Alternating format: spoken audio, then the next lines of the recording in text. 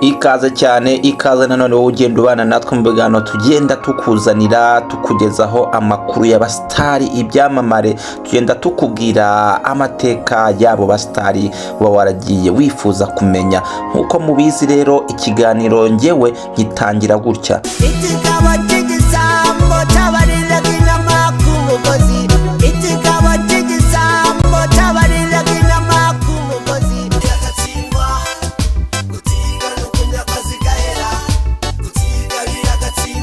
Ngayo nguko rero ukimara kumva indirimbo nka ikigabo cy'igisambo, kutiga biragatsindwa ndetse na utazi gukora agenzwa no kugabuza, wahise ukeka umusitari tugiye kuganiraho.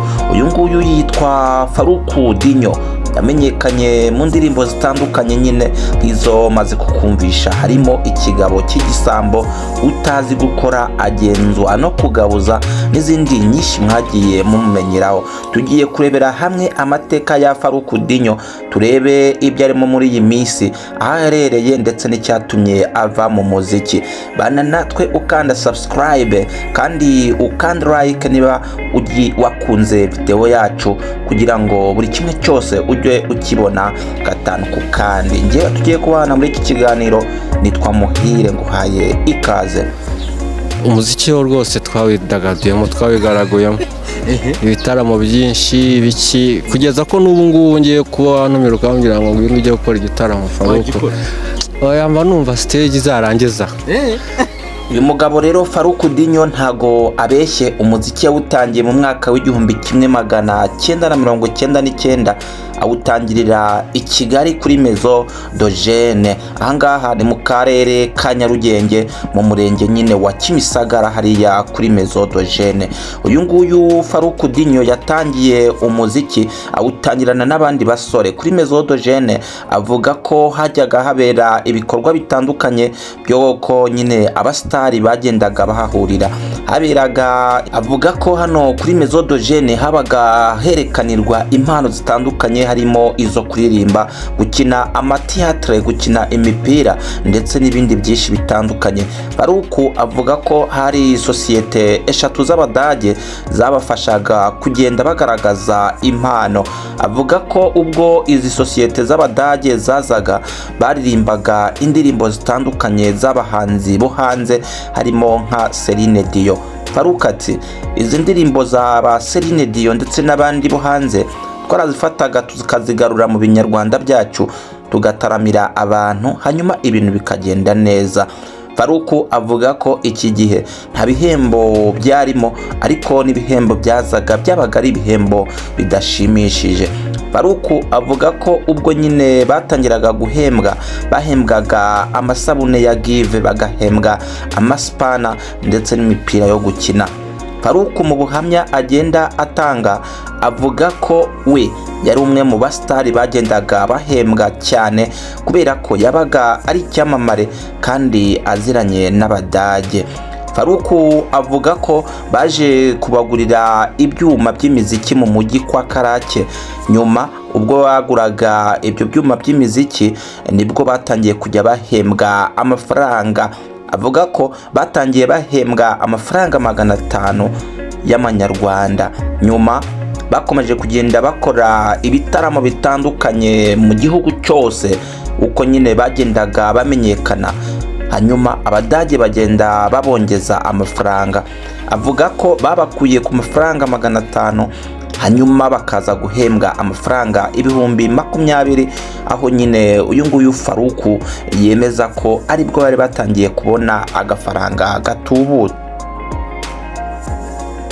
Faruku avuga ko muri 2003 aribwo haje abana bari baturutse mu Budage. Aba bana bari bafite association yitwaga Imbuto, baraje barabataramira hano nyine kuri Maison de Jeunes, bamara icyumweru bababyinira. Nyuma aba bana bari bavuye mu Budage bongera bisubirayo. Nyuma Faruku na bagenzi be baje gusaba Abadage ko nabo bazajya kubataramira hariya muri kiriya gihugu cy'Ubudage. Hanyuma Abadage barabemerera. Faruku yemeza ko bagiye mu Budage ari abasore 26. Nyuma mu gutaha buri umwe yahawe 120,000. Faruku avuga ko we n'abagenzi be batanu bavuye mu Budage bahise banyura ku Gisenyi, amafaranga yose bahawe barayarya barayamara, barangije bahamagara Abadage bababeshya ko babibye. Abadage bohereza imodoka ku Gisenyi, hanyuma irabatwara ibagarura i Kigali. Bageze i Kigali Abadage nyine babahaye andi mafaranga yo kwifashisha. Hanyuma rero muri 2007 nibwo Dr Jacques Nyakwigendera, uyu nguyu yari umuturuneri akaba kandi umudije wakoreraga umuziki we mu karere ka Nyarugenge hariya ku Muhima, nibwo yahuye na Faruku bahurira muri Maison d'Ogene. Hanyuma Dr Jacques abonye ubuhanga bwa Faruku yiyemeza kumukorera indirimbo.